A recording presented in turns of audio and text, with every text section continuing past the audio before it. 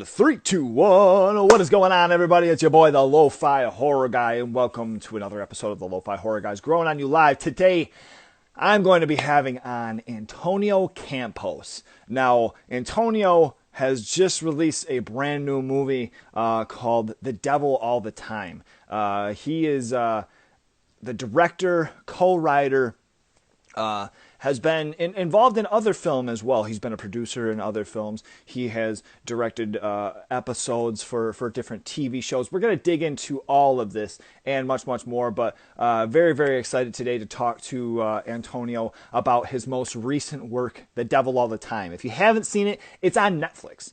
Everybody's got Netflix, and this is one of those movies that it starts just pulling you right on in, and it doesn't let up. So once we get Antonio on in here, we're going to start this bad boy and get it on rolling here. Hello? Antonio! Hey, am I on time? Am I good? Let's see here. It's syncing up still a little bit. Bam, there we go. Beautiful. First of all, do you prefer Antonio? Do you prefer Tony? What should I go with? Whatever you like. You can start off with Tony, and then you'll eventually get to Tony anyway. You know what Okay. Okay. All right, got you. First of all, thank you so much for taking the time tonight. I truly appreciate it. We're going to dig into, your work. We're going to dig into your recent feature, The Devil All the Time. So I am Eric. This is the Lo-Fi Horror Guys, growing on you live. We start with a couple of icebreaker fun questions. The remainder of the interview goes into you and your craft. And then I have one finale that I've written just for you, Antonio. And if you're ready, we're going to dig right into it. Let's go, man. Awesome. So first off, let me ask you, you were born and raised in New York, correct? Is that okay? I wanted to make sure that was an on point statistic there. That is all true. Okay. My wife and I do some traveling. Now, if her and I were coming through New York and we were looking for a local eatery, what would be something, according to you, a local, food staple that you would say we have to try before we leave? I would say, now it's tricky because so many places I like are closed. But I would say if you're going to go to New York and you want a burger and a beer, I would say go to Corner Bistro, which is in the West Village. It's an old school place. You get a really amazing burger for like $8. Like they only have burgers and fries, and they have pretty great. They have a McSorley's on tap. It's pretty great. And then and that's kind of like a classic New York thing to do. Okay. No, I'll just leave it at that. I love that because ordinarily I hear pizza, and so to be able to hear a burger or something differently, thumbs up. Yeah. That's awesome. All right, so if you and I were to make a horror movie today, and I say, Antonio, what I need you to do here, we're going to make a movie together, but I need you to come up with a villain. Whether it's going to be a zombie movie, it's going to be a giant insect. What would our horror movie be? What would the villain be? What would the villain be? The villain would right be off the top of your head. Vampire, Ooh, I think. Okay. All right. You have any interesting angles that you'd want to go with it? I didn't know how to come up with a pitch. This is quite the challenge. A vampire in a vampire haunted house movie. I don't know. Oh, shit. All right. Let's not go too far in case that's maybe one of your future projects. I don't want to ruin it. Vampire haunted house. I mean, there's other things, but yeah, I don't know. I mean, I like our haunted house movies and I like vampires, so it's a good mix. I love it. All right, so now digging into you and some of personal just interests and likes, your film origin. Even with the show being primarily horror. Tell me about earlier film movies that you were a fan of and things that you that really gained your interest in film. In the beginning, it was all adventure and fantasy movies. It was Indiana Jones. It was Back to the Future. It was Ghostbusters. Those are like the big ones for me. And I think also the fact that there were more than one was part of why I liked them. Because I liked the living in that world, and that there was a mythology you were becoming a part of, and I loved sitting in front of the TV, back when VHS, you had you had the box VHS sets, and I loved, you finish a movie and then you put in another one right away, and then rewind the first and watch that bit again, and I could do that all day. Sure. And then when I got a little older, around 10 or so, I started to watch around 10 when I was older. I started watching other movies. 10, 11. My father was really intent on me like getting a wider range of movies. Meaning, like, my dad is Brazilian, so he was really interested in me going to foreign films. And we lived in New York, so there was a lot of indie movie theaters. Mm-hmm. And when I was a kid, he took me to go see there was a retrospective of Rialto movies, these old black and white movies. Oh, right. Okay. Foreign movies that came out in America through this company called Rialto. And I saw Seven Samurai, I saw 8.5, and I saw 400 Blows. Coincidentally, all number. Okay. I Right. didn't realize that. But that kind of opened my mind up, and I saw 400 Blows, and I was like, oh wow, I'm a kid, and that's a movie about a kid. Mm-hmm. And I thought, oh, you can actually make movies about things that aren't like just fantasy and adventure. And then so that was a big turning point. I saw Stand By Me around then. I was like, okay, wow, there's like, you can write about yourself. And I started thinking about things going on in my life, and I started writing them down. And then when I turned 12, I saw Trainspotting. And then Trainspotting, poster, it said this generation's Clockwork Orange. So I had to see Clockwork Orange. So I went and I found Clockwork Orange, and that was huge. That was really huge for me. It was the first moment that I realized what a director was in a lot of ways, and that really changed it. And then that opened up my mind to Kubrick, to his movies, and then I kept sort of getting wider and wider. Sure. And that was really it. And other really important moments in my life as a filmmaker probably was Pulp Fiction. I saw Pulp Fiction when I was 10. And my mom took me to that, and that was it. That was like a very, life-altering experience in a way. Being a kid and seeing those, like, it's just something I had never seen anything like it. It was so cool, and also so like pushing the envelope in terms of violence and my mom covered my eyes during the GIMP scene, so I didn't really. She kind of like prevented me from seeing too much, but I heard it, and that was enough for me to understand. Yeah. And then when I got older, around 18, 19, I started seeing movies by Bergman. Just European directors, more European directors. Michael Haneke was another big turning point in my life. And and honestly, like, I just enjoy going. I watch movies all the time, and I'm always looking for those experiences to see something that you haven't seen before that can change the way that you look at the thing. Like when I saw Michael Haneke's movies, I was like, I understand that language, but I want to learn how to speak it. I understand it, but I don't know how to speak it yet. Oh, and, wow. Okay. So I love that. I love discovering new languages that I understand, but I don't know how to speak yet. Okay. All right. As far as like your horror interest, was A Clockwork Orange one of the first one of the first that you saw? Well, I grew up, my mom loves horror movies.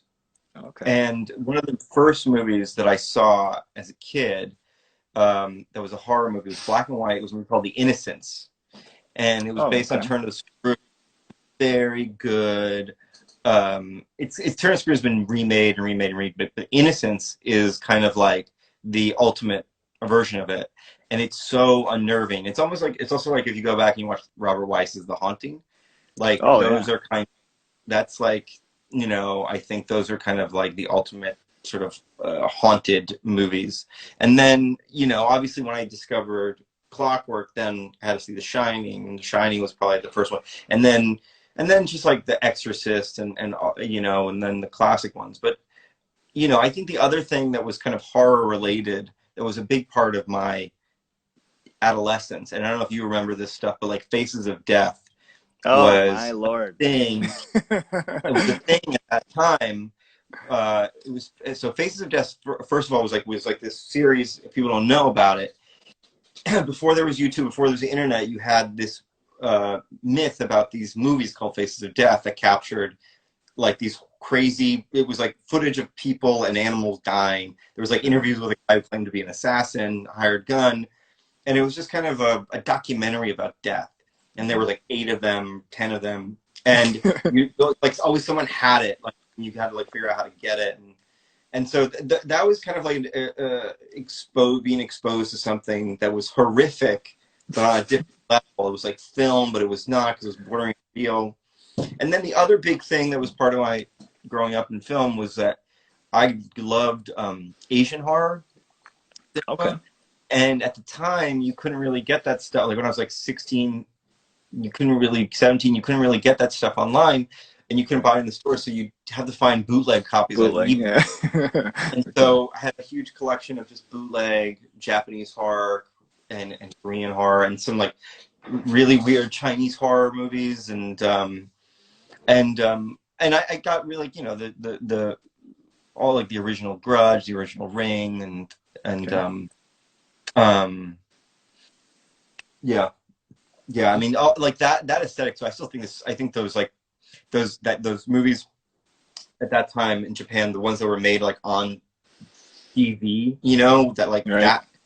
that's still some of the scariest stuff. Yeah, absolutely. That was so scary. Absolutely. I mean, and touching on that, it's a perfect segue into asking, you know, with some of the movies you even mentioned, Faces of Death, which isn't something that you hear, you know, a lot of people speak about. But if you can touch on 3 scenes in or out of horror that just forever are ingrained in your brain, whether they were just so messed up or disgusting, what would 3 scenes be that you would that you could mention that just push the envelope? I would say the shower scene in The Entity. I don't know if you guys remember. Yeah, okay. I think it's one of the. I think that film is like an underrated, underappreciated horror film, and it always makes Scorsese's like top 10 horror movies. Mm-hmm. And I think it is one of the scariest. And also that score cue that comes in when the ghost appears is in Inglourious Basterds. It's used in that really well. Oh, really? That dun dun dun. Yeah. Okay. Wow. I didn't realize that scene is something I always kind of look back on. It's just very effective. Just there's nothing there. There's no one. But It's one of the scariest, most upsetting scenes for being attacked by a ghost, by nothing. Mm-hmm. I think about the demon face in The Exorcist. I always think that image is something that even today when I see it out of context, just the way it's lit, the makeup, it is just one of the most horrifying images. And this isn't a horror, but I don't know. I think a lot about Wild at Heart. I think about David Lynch. Wild at Heart. I think the Bobby Peru scene in Wild at Heart with Lauren Dern and him, and the way that Lynch shoots those close-ups in that movie, like when he beats the shit out of the guy, Nicolas Cage beats the shit out of the guy in the beginning. Those detail shots that Lynch does, like you don't remember the full scene, but you remember the sort of like the just like the detail of Bobby Peru's mouth and the teeth in his face, like these like disgusting teeth, or when Cage bashes a guy's head in the beginning. I've never seen this movie. You said it's Wild at Heart? Wild at Heart? Oh my God. Go watch Wild at Heart. Yeah, Wild at Heart is a masterpiece. It's like it's like the Wizard of Oz. It's like David Lynch doing the Wizard of Oz. Except no shit. Wow. Nicolas Cage, like basically, Nicolas Cage gets out of he kills this guy. Anyway, you go see the movie. Yeah. Really, I'm gonna have to check it out. Wow. David Lynch is a great guy a great filmmaker who I think creates horrific, nightmarish imagery, but doesn't actually do horror. You know what I mean? Like right. No? Yeah, there's absolutely tons of stuff that he has done that, you know, it kind of hits on the less is more approach a lot of times with some of this stuff. Yeah, exactly. Okay.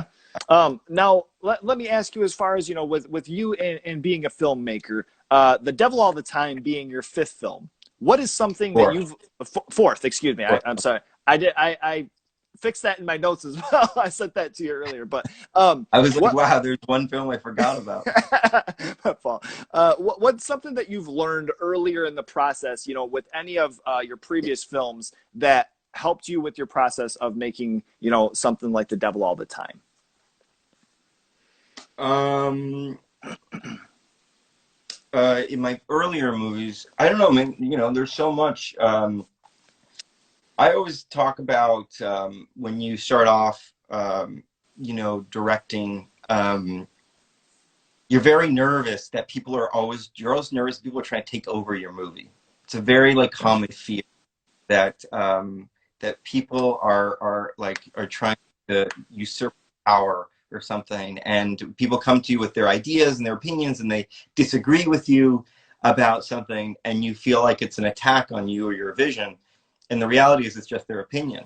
And once you let go of this notion that as a director you can't be questioned, or you can't be wrong about something, or that there are things that someone else might have a better idea about, and you start to embrace the collaborative nature of it, truly embrace it, not just kind of use, just like, well, everybody's got to work to make this movie. It's like, no, Right. we're all making this movie together, and um, and everybody is working towards the same goal, and someone might have an idea that you don't agree with, but you don't have to take it. The Right. beauty of being a director is that if someone has a great idea, at the end of the day, it's still you directed by you. You get the credit. On the other hand, if you make a bad choice, then it's also on you, and that's Yeah. Okay. the other side of it. But as you make more and more stuff, you just gain more and more confidence. It just becomes a more pleasurable experience, working on set and working with people, and you get, and also the other thing that I will always say is like the power in saying I don't know when someone asks you a question. Okay. you know it's like when someone asks you a question as a filmmaker, you kind of feel this pressure to have an answer and to be like, oh, this is exactly how, and the reality is you don't. You can not know, and be looking for the answers with whoever you're talking to, whether it be your DP, your production designer, your costume designer, your actors, your AD, whatever.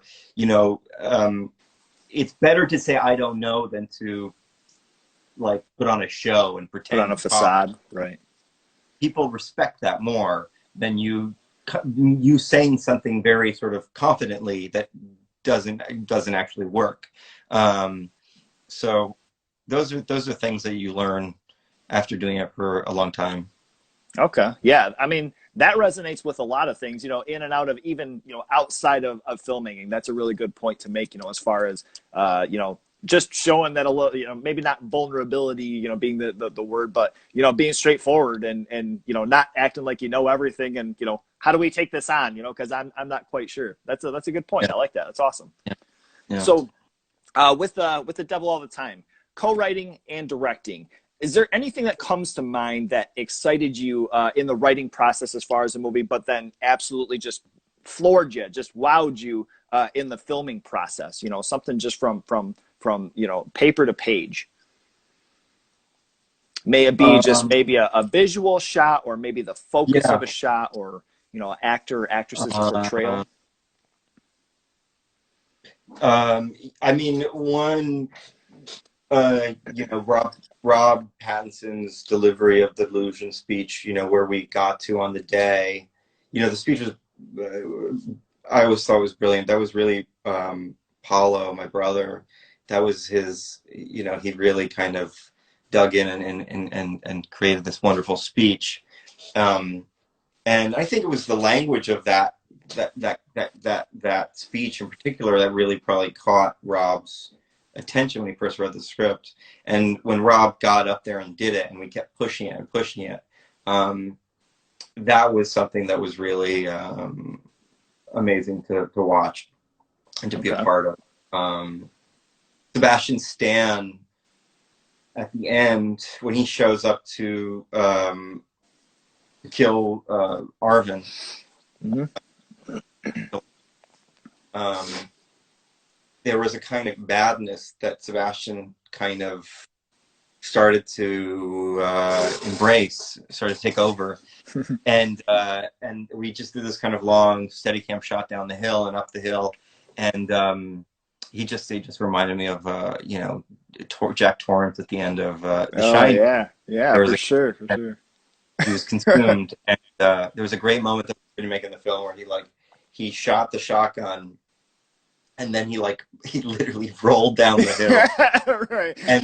and then got right back on his feet and kept going.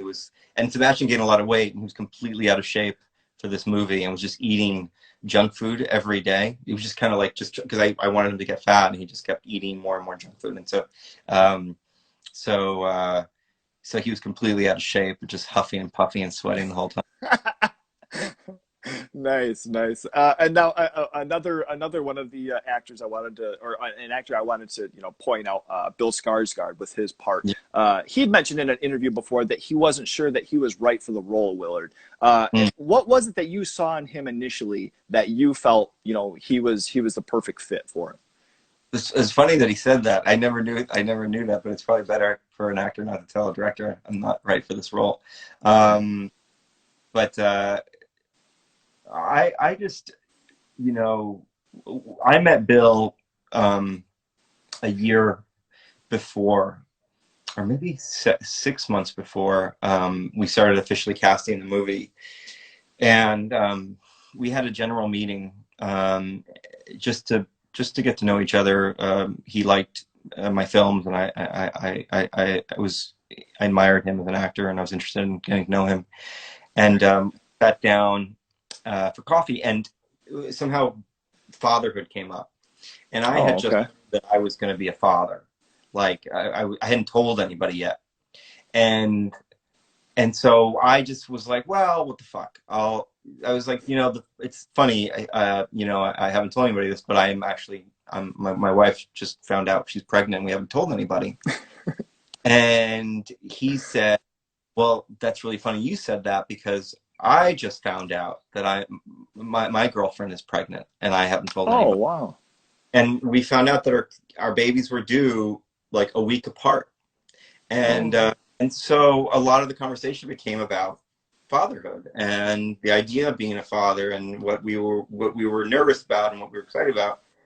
And I really just felt this connection to him, and I felt like, there was an interest there about, being a father. And so I thought, that was kind of, there was that connection to Willard and what we were exploring there. And I just also like, Bill has this kind of intensity that it just felt right for Willard. And then beyond, and then on top of that, I mean, he's just amazing to look at, like, Bill's just an amazing guy. His face is incredible. It's just kind of captivating. And so all of that, I mean, I just always felt like he would be amazing. Yeah, I see, as far as, with the character, especially it being, he has a calm about him, but there's an absolute insanity, that's in the back of his head that's very much tucked back and left away. And I could see, after watching this a couple of times, more and more how much of a portrayal and well done that he had put on that. And it's funny that, a guy that portrayed Pennywise is the first person you told about your child being born. Yeah. Well, the Pennywise is very funny, because the Pennywise, I don't know if you read this, but I told the story once before, but basically, like, the kid, Banks, who played a young Arvin, he came to meet me with his mother after he'd been cast. And it was just kind of a general meeting you have when you're working with kids in material like this. You go and you have a conversation that's very kind of like, this is all about protecting you from not seeing certain things that you shouldn't see or hear, and how are we going to approach some of these kind of emotional scenes. And the mother said, Banks doesn't believe in monsters. He's not scared of anything.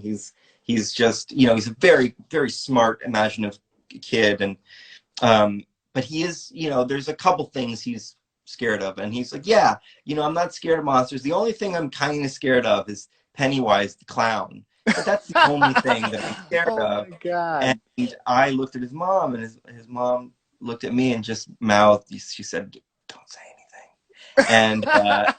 And I didn't. I thought it was really funny that I didn't Oh say my anything. God. And then I told Bill, and of course Bill thought this was amazing. And I said, "Don't say anything, Bill. Please don't say." And then of course one day, for some reason, Bill was like, "Banks, you're a smart kid. You're a smart kid, and everybody's not telling you this thing, but you should know I'm paying."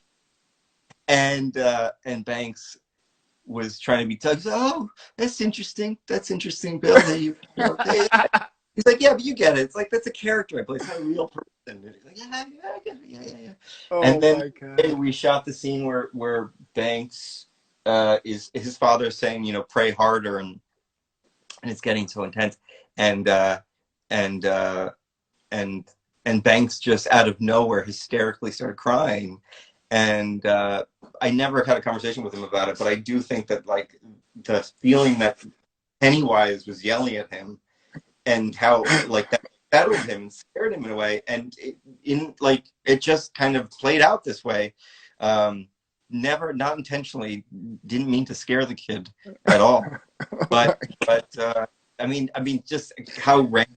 The only thing the kid's scared of is the person is portrayed by the guy playing his father.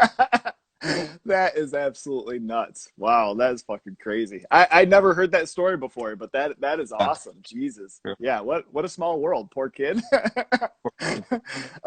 Now, with the movie being a timepiece, were there any props or items that were difficult to get a hold of, or specific things, maybe something that you wanted for the general store, or vehicles, or even at one point there's a comic, a Carlton comic that's like a 1940s, 50s comic that's featured in the movie. Any of those things that were they difficult to get a hold of for it? No, it's funny people have been picking up the Carlton comic thing, and it's pretty cool that people notice that. The thing that's always hard with period movies, and I've gone through this now twice because like Christine was a period film, Right. getting stuff that's period that works. And so oftentimes you're gonna get like, oh, here's a vintage coffee maker, Mhm. and then but it's in scene, it's in the camera, it's in the shot, and you need it to work, and of course it just like putters and it doesn't really do anything. And so it's always hard to like what you want when you do a period film is that you get things from the time, but you want them to not be rusty. You don't want them to look like they've been around for 100 years. You want them to look new. Like Michael C. Hall on Christine, one day he was sitting at one of the desks, and basically, you put the good props in the foreground, and then like the ones that look shitty, you sort of put further and further back in the desk. And he was like playing with the stapler and the phone, and he was like, did everything just look old as shit in the past? I was like, no, we couldn't afford the new shit, so everything looked rusty. Like, did everything look old as shit in the 70s? No, Michael. Everything was probably brand new in the 70s, and now it looks old as shit. He's like, God damn, I'm glad I didn't live then, boy. Yeah, exactly. Rusty staplers and Right. coffee machines that didn't work. Oh my God. All right. With film being a collaborative effort, is there something is there something specific that comes to mind as far as with something that maybe didn't follow the script, or something that wasn't maybe even improvised on, that completely took you back and was totally worth keeping in the movie? Um, totally improvised and worth keeping the movie. Um,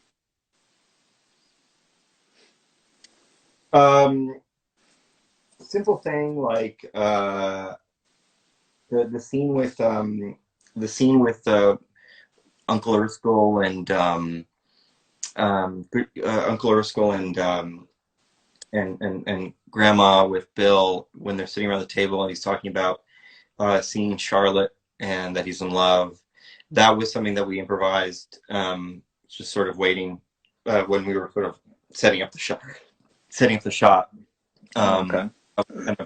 We kind of went around and started playing with some ideas and then came up with those lines, and that was all in the moment. I don't know. I mean, Tom was very good at kind of like coming up with a line here or there, and playing around with stuff.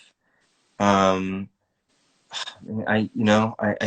wasn't very much improvising, and that's not because I'm against it. It's just because there wasn't very much need for it. We felt very good about the script, and but every once in a while, I mean, when actors would be like, "I think I would say it like this or do that," so yeah, let's shoot that. That's just kind of how it should go. Sure. Okay. And I mean, mentioning all of the amazing actors that were in it, actresses that were in it. Also, somebody I haven't heard a whole lot of people mention about, Jason Clarke. Touch on him a little bit, just as far as, what was his approach to, did he talk to you about, kind of his inspiration to his character? Because, man, what a conniving bastard in this one he was. Well, the book. I mean, the book was, he loved the book, and he really kind of pulled from the book, and and that was huge for him. We talked a lot about characters in movies that Carl might have idolized, like the anti-heroes from the movies that he grew up with. So we talked about like Cagney and Bogart, and talked about those kind of characters that he would have seen and kind of been enamored with. And then, so that was part of it. Then we talked about Mickey Rourke and Angel Heart. Aesthetically was kind of like a big inspiration. Yeah. The way his suit fit, like, was kind of loose and dirty and was grimy. That was something we talked about a lot. I mean, I remember at one point he referenced, in our first conversation, he referenced Stewie beating the shit out of, in Family Guy, Stewie, the baby, beating the shit out of, what's the character of the dog? I forgot the dog character. I know. Okay, I know what you're talking about. Yeah, the audio cut out. I couldn't hear what you were saying. Yeah, I know what you're talking about. On Family Guy. Hey, Susha, a friend of mine, Susha, just joined. Oi, Susha. I miss you too.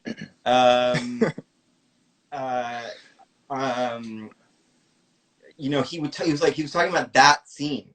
There's a scene where Stewie beats the shit out of Brian, the dog, because Brian needs money. And it's like, hey, where's my man? Where's my money, man? He's beating him, and it's relentless. And what's really funny about it is a really violent scene. And we talked about it. As a reference for when he attacks Bryson. When that because that sequence actually was very long, and you saw him kind of torture the guy. And we honed it down and sharpened it for the edit. Okay. But Jason's just a very intense guy, and he would just come in character and really worked up the whole time, and be in character as he talked to me, and then he would force himself to chew on those cigars, even though he hated the way they tasted. Just because he'd be like, "Oh, is there a fucking cigar in this one? Fucking cigar." And then he'd chew on it, and he would be miserable, but he would use it. But like any great actor, they're not scared to go to dark, weird places, and to not be scared to be unlikable. Which is something that I think people can get concerned about. Yeah. But with a character like Carl, you have to kind of embrace it. Or a character like Teagarden, you kind of have to embrace what he is. Mm-hmm. Yeah, and I mean, it's to mention, I know a lot of the interviews have mentioned, the lead actors and actresses alike, but it's even the smaller parts. It's even some of the minor, everything that is just shot in it is absolutely incredible, and it's been one of those movies that's very easy to recommend to people, and everybody that I've talked to about it's like, man, oh man, this movie is awesome. I don't know how I didn't hear about it. Mm. But absolutely incredible. And I wanted to mention on Jason just because I've been a fan of his work, and then seeing him in this, I saw him in that first scene and I was like looking at my wife. I'm like, he's going to be an asshole. I'm telling you right now. Yeah. So, Yeah. another amazing aspect about it I wanted to hit on is the score of the movie, the music of the movie. My dude, Pokey Lafarge, let's talk about him as Theodore. Yeah. Tell us about him getting into the role and what you feel that he and his craft brought to the role of Theodore. Well, I mean, you can't find that many people like Pokey. He's just he feels like from another period, like another time. It just feels like he time traveled. And the fact that he was a musician and there was a musical aspect of the character, and his voice, his face. I mean, there's just everything about him was perfect.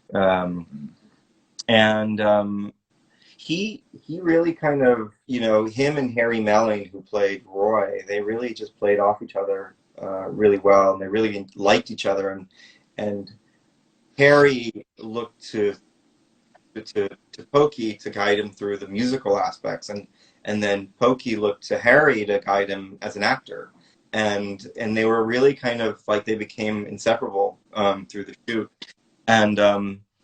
And Pokey is just like a wonderful, soulful person who, hadn't been trained as an actor, but was willing to expose himself in a way and go to places with physically, he's like, he was constantly contorted, and you don't really get to see as much of it in the movie. He really was sort of like had contorted his body the whole time when he was in those scenes. And I really hope we get a couple. There's a few scenes of Pokey's that didn't make it, unfortunately, not because they weren't great, but because there wasn't time. And there was one scene where he comes home in the middle of the night drunk, and he goes into this speech talking to Roy in the closet about how much he suffered in life and how no one's praying to him. And it's a really it's a really powerful moment, and it was beautifully delivered. And the Roy Helen storyline, it just couldn't fit the Theo when we started getting into the edit, so it didn't make it in. But I hope that we can release that so that people can see Pokey. And I think Pokey should keep acting, because for sure. Yeah. I was gonna say, did he have to get dressed for his role, or did he just show up in his regular attire? He just showed up.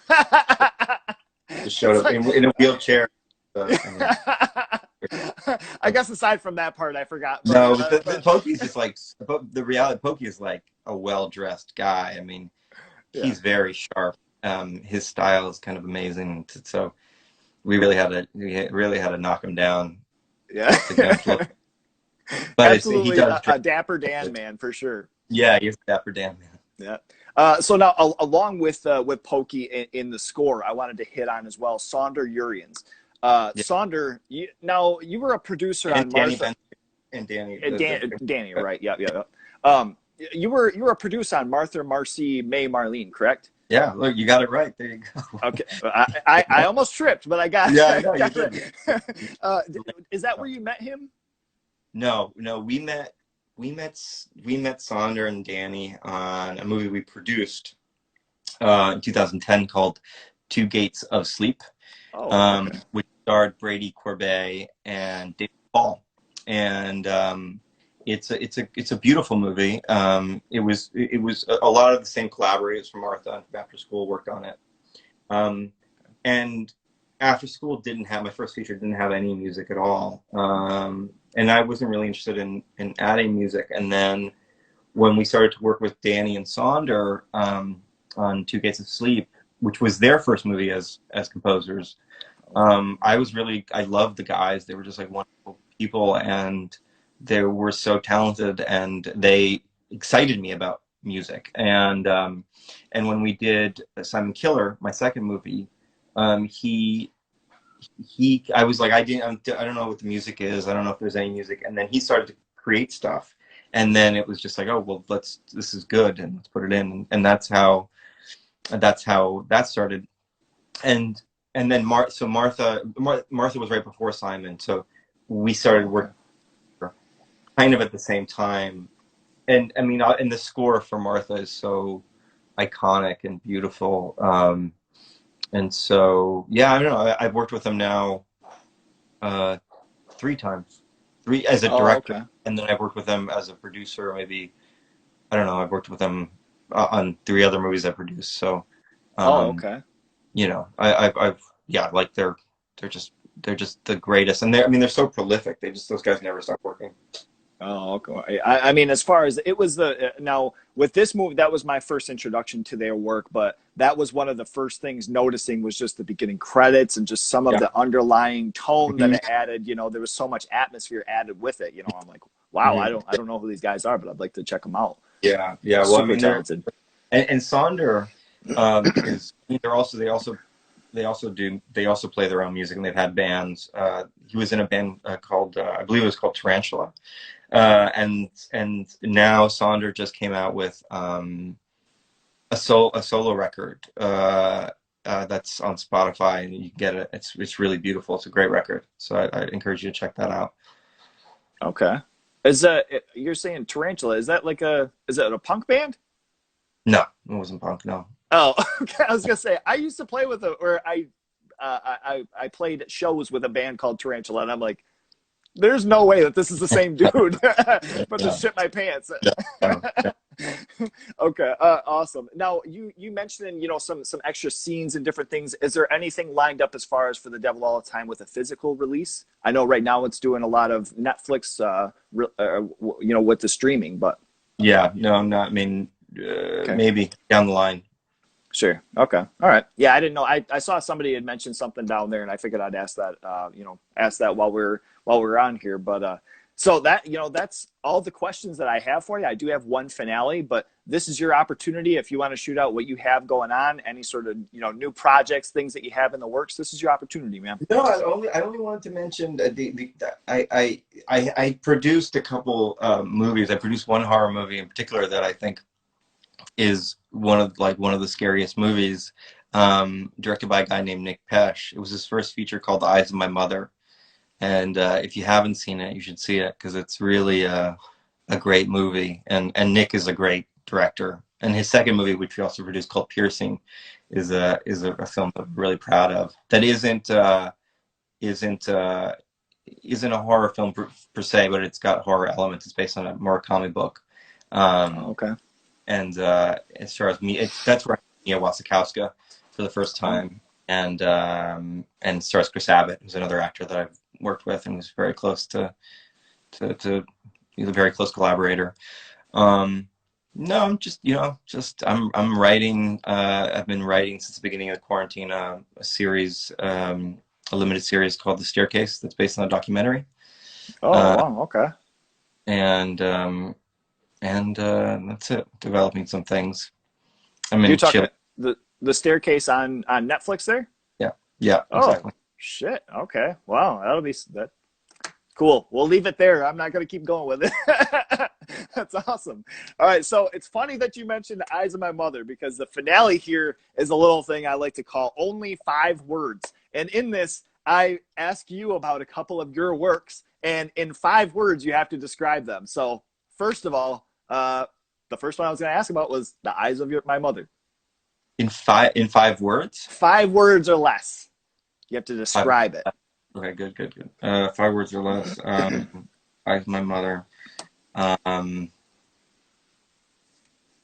You could just say the title. I very, yeah. Eyes of my mother. Yeah, sure. Eyes of my mother. Or you could say very, very, very fucked up shit. Either way, I'll agree there, sir. Yeah, Yeah, this is, because primarily I know you've been talking a lot with the devil all the time, and this is just kind of a way that you have a lot of other awesome work, and I wanted to kind of incorporate that for you to be able to touch on yeah, some of that as well yeah. too. So, next I wanted to ask about After School, 5 words or less. Um, Now this was one you wrote and directed. yes, yeah. Um, uh, it was. It's it's a very personal movie. I don't know. It's a very Ooh, personal. okay. I like it. I like it. Very good. Very good. So now this next one, this is going to be one that you directed, Christine. Let's hit on that one. 5 words or less. It's a very sad movie. Ooh, yeah. That's one I haven't been able to check out yet, and I've been really digging into finding. I didn't see it on Amazon for whatever reason, and Oh, I think I'm gonna have to. it's on Netflix in the U.S. It is. Yeah, It's that the one and place I didn't look. yeah, yeah, it's free. Go ahead. No shit. And Simon Killer are both on there.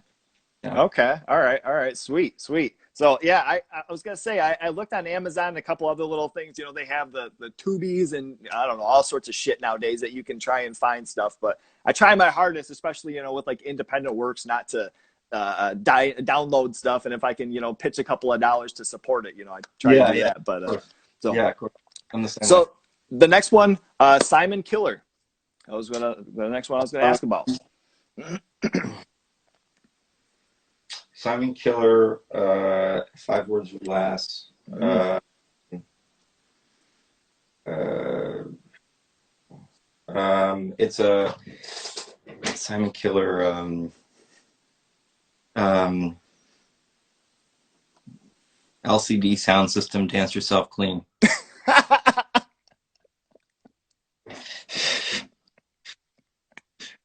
Oh my God. Five. Oh, Jesus. That's perfect. All right. Good. Last but not least, this one might be a little bit of pulling, so I don't want to do too much. I wanted to ask someone see if there was anything to it. The first Omen. Is this a thing? Is this still happening? Was this ever happening? Yeah, so the first Omen was a project I was involved in for a while. Um, it was written, the original script was written by Ben Jacoby, and then the Hayes brothers came in to do a pass on it, and then Gillian Flynn came in and did the final pass. And it was a very cool script. It was a very subversive take on the Omen. Um, and yeah, I was involved with it for a few years. We developed a lot of cool. I worked closely with a guy named Mike Marino who's a really amazing special effects artist, and we did a lot of cool design work. But then, just after a few years, I kind of got caught up in a bunch of other projects, and we just parted ways amicably. And now I think that they're bringing out another director, and I'm sure he's going to work on the script. So it's cool. It was for me. What was really interesting about it was did a lot of research into the Vatican and got into the history of the Vatican, and that's still like my favorite part of my experience sort of working on it, was taking that away. And then working with the Hayes brothers was a very interesting, fun experience, and working with Gillian was great. And she's a really obviously a really wonderful writer, but a really wonderful person to work with. So it's a lot of, and David Goyer was great. Great to know, and I really enjoyed working with Fox with it. But it didn't work. But it would have been sort of like my first real horror movie. We always talk about the fact that we would make movies that were like they weren't horror movies, but they it was like places felt haunted, but they weren't haunted. It was like horrific, but it was a horror movie, and I was interested in doing something that was truly a horror movie. that touched on the supernatural. So it's not going to be the Omen, but it'll be something else. I hope. Oh, okay. All right. I was gonna say I hope to see, especially with some of the stuff that is portrayed in The Devil All the Time, and just things that completely took me off guard, not realizing the gore or horrifying imagery that was gonna pop up at me. I would love to see a horror movie, just a straightforward. So Yeah, I would love to see that, and hope to see that. That'd be sweet. yeah, Awesome. Well, you know what, Antonio, thank you so much. I've appreciated the time with you yeah, today, man. man. Of course. This has been great. You are doing absolutely amazing stuff, and I can't wait to Thank, see what you got next. thank you, man. I really appreciate it. Thanks, Eric. Not a Take problem. care, man. You Bye take bye. care. Lo-fi horror guy, Antonio Campos. Take care. Bye bye. He's a lo-fi horror guy. Yeah, he's kind of a guy, but he is so lo-fi, a horror guy. Yeah.